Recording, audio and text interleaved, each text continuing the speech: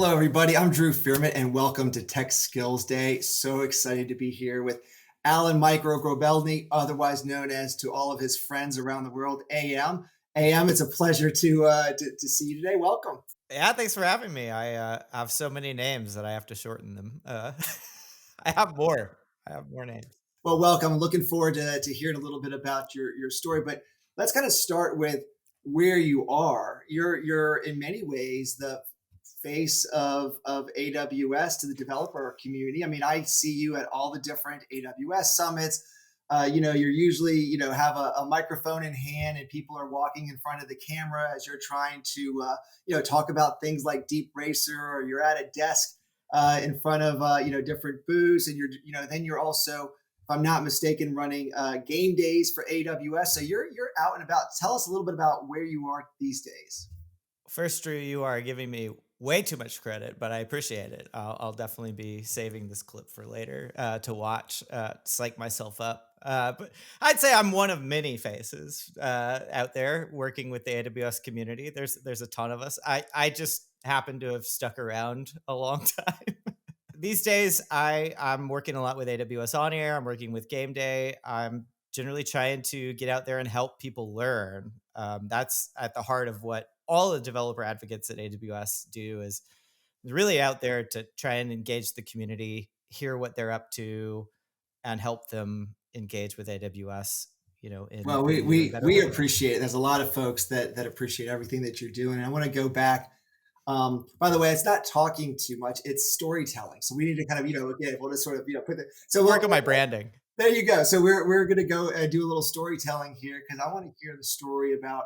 Let's go in the way back machine too, because you weren't in tech when you first started off in your career. If I'm not mistaken, you were in education.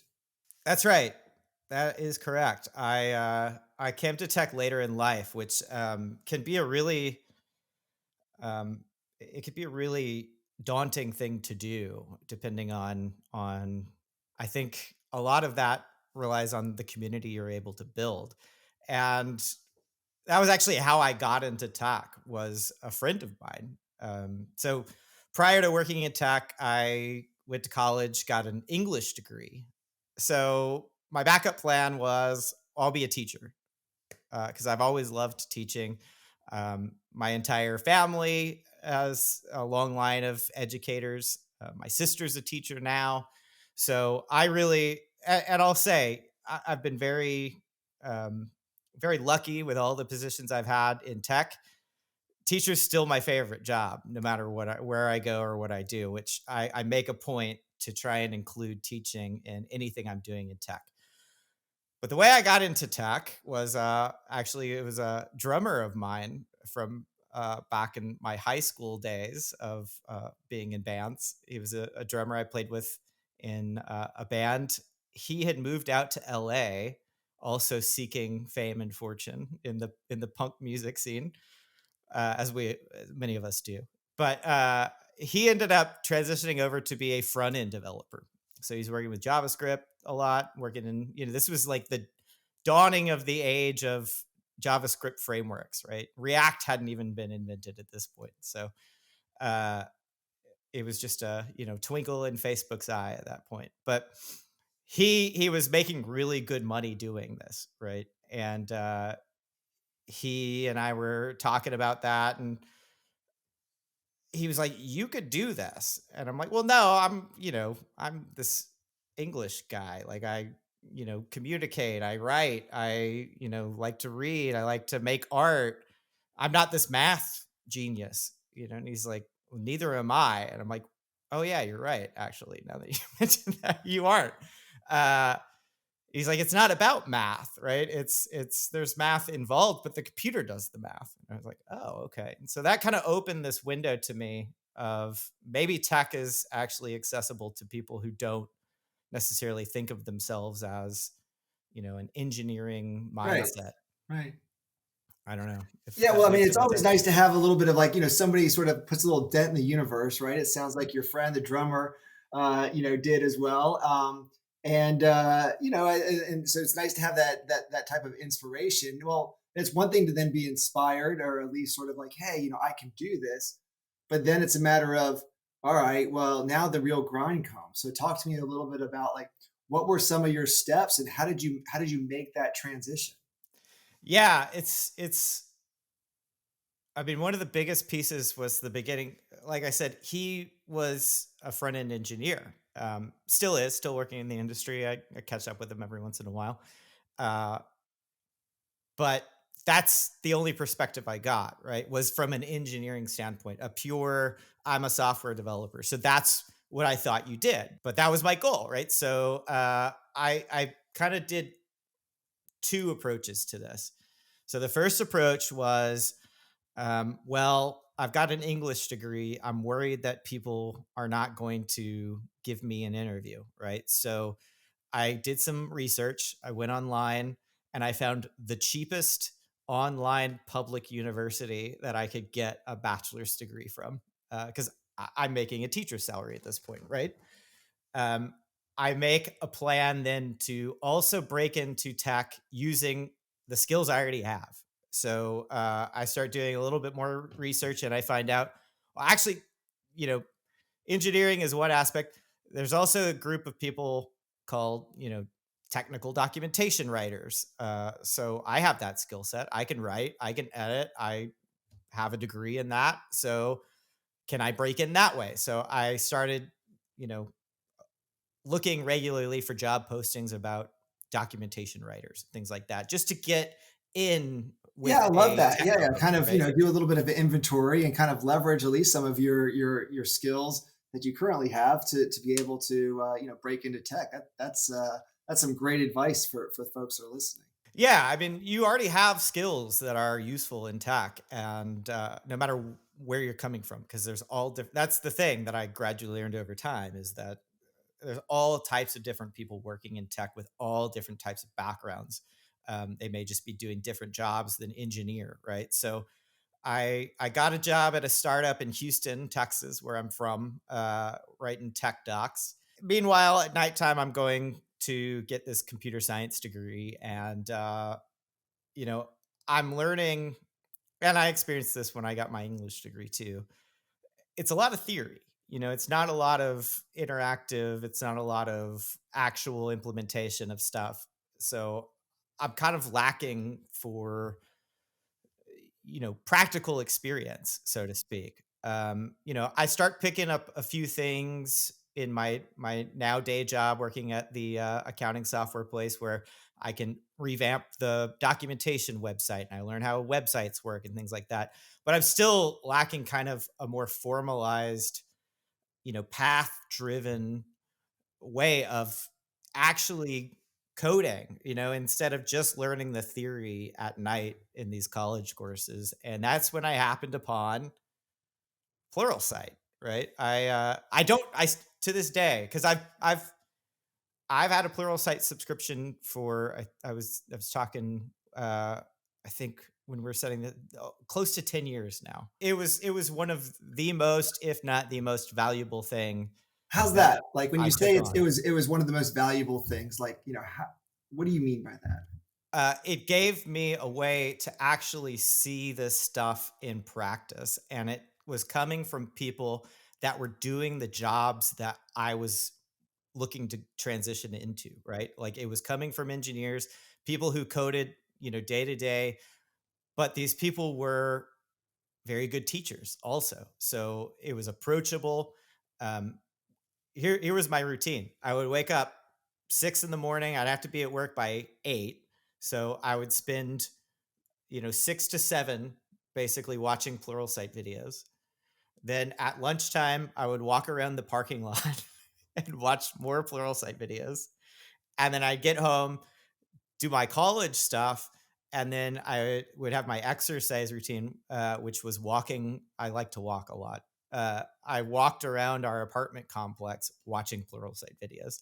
I did this every day for at least the 2 years that I was in college because it was like a supplement to that where I actually got to see, it wasn't just learning about, how is memory allocated, in a programming language or how does the stack work, that type of thing, which is important. it was more along the lines of like, how do you actually apply this to things that get built, Yeah, right? like How do you a living textbook, kind of thing, right? So, now as you're progressing in your career, I mean, you went through, several different very challenging developer roles, and then you became a developer advocate, and now with AWS, you know, what does that look like now in your career in terms of like, boy, the rate of change, going on these days, especially with AI and ML and everything like that. Like, where do you find time currently to try to keep pace with everything else that is going on? Yeah, my life is a little different than it was back then. As you get older, things start taking up more and more of your time. So I don't have, close to 3 to 4 hours to spend just learning, right? Just because I've learned more than I knew then doesn't mean I can ever stop learning. Like that's one of the secrets that people don't tell you. And I've come to trust Pluralsight as a huge wealth of knowledge that I can trust, because that's the other side that people won't tell you. One, you've always got to learn. Two, there's going to be so much information out there that you're going to have to seek out good sources of information. So, just due to the sheer fact of how much you're going to be learning at all times, it's nice to have a shortcut to go, well, I know I can trust this material. I know I can just go turn it on and learn about whatever topic in tech there is, right? I took a detour maybe a year or two ago into the security realm, which I had no prior experience in, cybersecurity whatsoever. Pluralsight was a huge aspect of that, right? Learning and getting up to date on stuff that I just hadn't experienced before. And look, Drew, the other thing that I really like about, resources like this is you get to see the people and learn from people over and over. I've been learning from the same group of people for years because they all keep making new Pluralsight videos. I feel like I know some of these people. I've never met them in my Well, life. you bring up such an interesting point, AM, because a lot of these folks that are, hey, behind camera like yourself or whatever, I think it's almost um, a little bit shocking at first when you go to these community events. I want to talk just very briefly about that. That when you're like, oh, they're a real person, is there any advice that you have for folks that are getting started or want to continue to really accelerate their career when it comes to the cloud community, specifically with AWS? Yeah, I want to clear up one thing first, though. I Yeah. am not a real person. I am a pile of Lambda functions that just invokes every once in a while. Please don't be disappointed when you meet me in person. But to that AM end, AM as a service. I like that. Yeah. to that end, come up and talk to me at one of these events. I mean, that precipitates the first piece of advice. Go to the events, especially the ones that are free, right? That are near you. Go to meetups. That's how I got my start in the tech community, was going to meetups that are generally free. Actually, they'll feed you most of the time. So you're coming out That's the ahead. number one pro tip right there. I Yeah, like that. coming out ahead in that transaction. So, and it's very hard. So, Drew, I like to tell people I'm a secret introvert because you know you judge me by my job. I'm an extrovert, extreme extrovert, some might say, but in my natural state, I never leave my house. You can ask any family member. I'm you know never interacting with another human creature out there. So you have to get out of your shell, right? You have to just pretend that you're not an introvert and go out and meet people, because it's a huge aspect of growing in your career. That again, people don't necessarily call this out all the time. Yeah, I think you're spot on with that, AM. I think, a lot of these folks, like yourself and others, they want to help, right? That's why Yeah. we're doing the Tech Skills Day. It's just an opportunity to share those stories and help provide, save people time and energy and money in terms of moving from where they are to where they want to go. And stories like your own are a tremendous help, to those individuals. And it doesn't stop there because hey, you're available. You have social media profiles so people can DM you as well. But we really appreciate the advocacy, obviously, with Pluralsight.